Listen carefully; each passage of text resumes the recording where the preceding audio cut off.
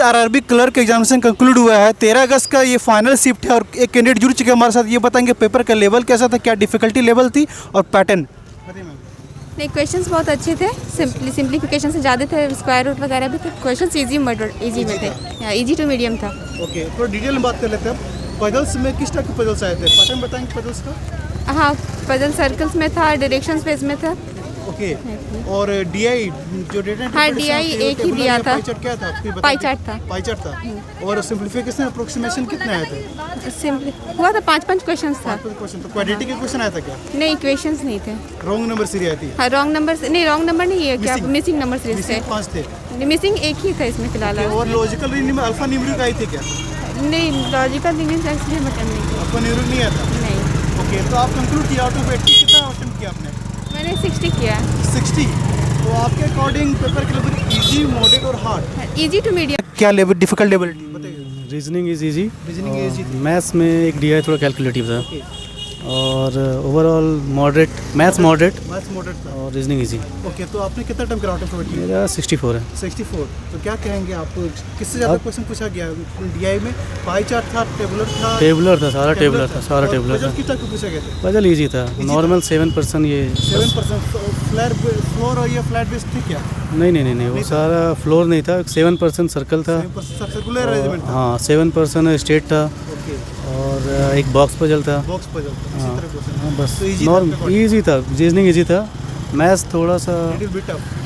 बताइए। हाँ, पेपर का जो लेवल था वो इजी कंसीडर किया जाएगा, ओके, ज़्यादा टफ नहीं था। और रीजनिंग तो मतलब 40 में 40 बनाने के लायक था। हाँ, मैंने उसमें 39 अटैम्प्ट लिए हैं। एक बस जो मीनिंग फॉर्म करने वाला होता है वो मैंने स्किप किया। और मैथ्स में मैंने टोटल 33 अटैम्प्ट लिए हैं। यस, मैथ्स का जो लेवल था वो थोड़ा कैलकुलेटिव बोल सकते हैं उसको। एक डीआई जो था वो थोड़ा लेंदी था, ज़्यादा टाइम लग रहा था उस पर। पैटर्न टेबुलर था। हाँ, एक डीआई थोड़ा लेंदी था और एक डीआई था वो इजी था।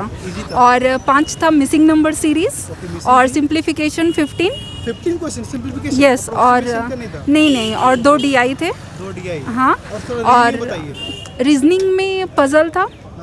हाँ, पजल मेरे को एग्जैक्ट याद नहीं है। एक सर्कल बेस था जिसमें, हाँ, जिसमें 7 लोग थे, दोनों सेंटर की तरफ फेस कर रहे थे। एक था नॉर्थ फेस करने वाला रो पजल, एक वो था। सिलॉक्स के क्वेश्चन थे आई थिंक 3 सिलॉक्स, 3 इनइक्वालिटी और एक अल्फ़ाबेट सीरीज।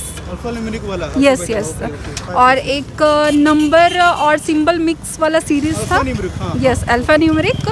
और एक रैंकिंग ऑर्डर वाले जो क्वेश्चंस दिए रहते हैं जिनको हाइट ये सब के अकॉर्डिंग अरेंज करना रहता है। यस, एक वो क्वेश्चन था।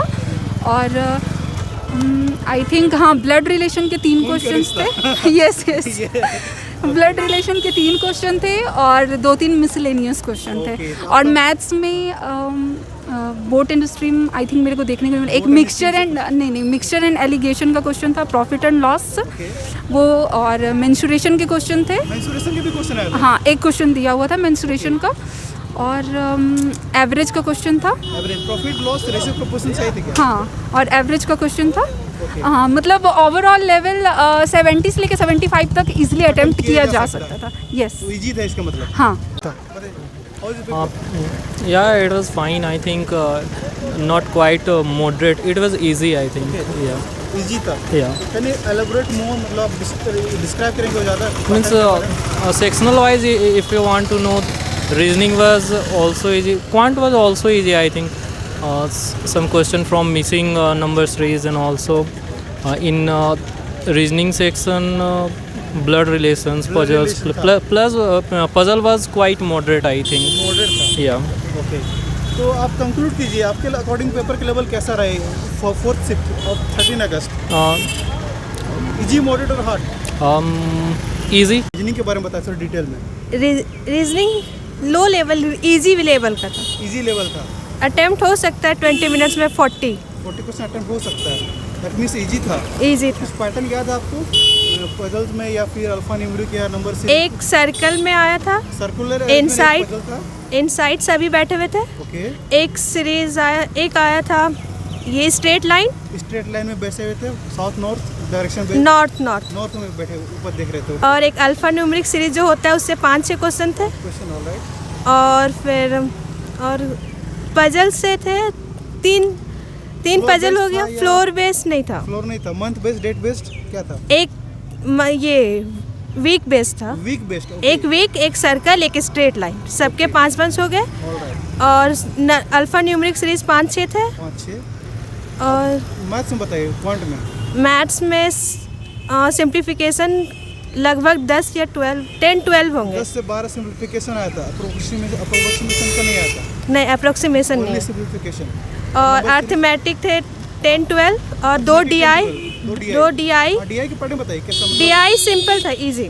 बार ग्राफ था, लाइन था, सब दोनों बार ग्राफ। दोनों बार ग्राफ था, पाई चार्ट नहीं थी, नहीं, पाई टेबुलर चार्ट। फॉर्मेट नहीं था, एक टेबल का था, एक बार ग्राफ का था। एक टेबल फॉर्मेट, एक बार ग्राफ था। और फिर मैथ्स में सीरीज थे, series missing number, wrong number नहीं था, नंबर नहीं था। ओके बस। ओके, तो आप कंक्लूड कीजिए, पेपर में अपने कितना अटेम्प्ट करा आउट ऑफ 80? अप्रोक्सीमेट मैं 70 अटेम्प्ट 70 अटेम्प्ट करा। तो आपके अकॉर्डिंग पेपर का level easy, moderate, hard? Moderate, easy to moderate. Easy to moderate. बताइए पेपर का लेवल कैसा था? नॉर्मल ही था, एवरेज। हाँ। ओके, तो थोड़ा डिटेल में बात कर लेते हैं हम लोग। रीजनिंग में किस प्रकार के पजल्स क्वेश्चन आए थे? पजल्स तो नहीं आए थे, सिर्फ सीटिंग अरेंजमेंट से सिटिंग क्वेश्चन। अरेंजमेंट था, तो लीनियर थी, सर्कुलर थी, क्या था? लीनियर और सर्कुलर दोनों था। ओके, अब बात करते हैं क्वांट में। डीआई के बारे में बताएं, किस तरह पैटर्न क्या था? नॉर्मल था। नॉर्मल पैटर्न, मतलब Easy था। पाई चार्ट होती है हाँ, और टेबुलर होता है, pie line chart. Graph, bar graph, क्या था? Line graph. लाइन ग्राफ था। और उसमें रॉन्ग नंबर आई थी या मिसिंग सीरीज आया था, क्या था? क्या? रॉन्ग नंबर आया था या मिसिंग सीरीज आई थी? Number series. Number series. और अल्फा न्यूमेरिक आया था क्या लॉजिकल रीजनिंग में? नहीं। नहीं आया था। तब कंक्लूड कीजिए, आउट ऑफ 80 कितना बनाया आपने? 56। 50? 6।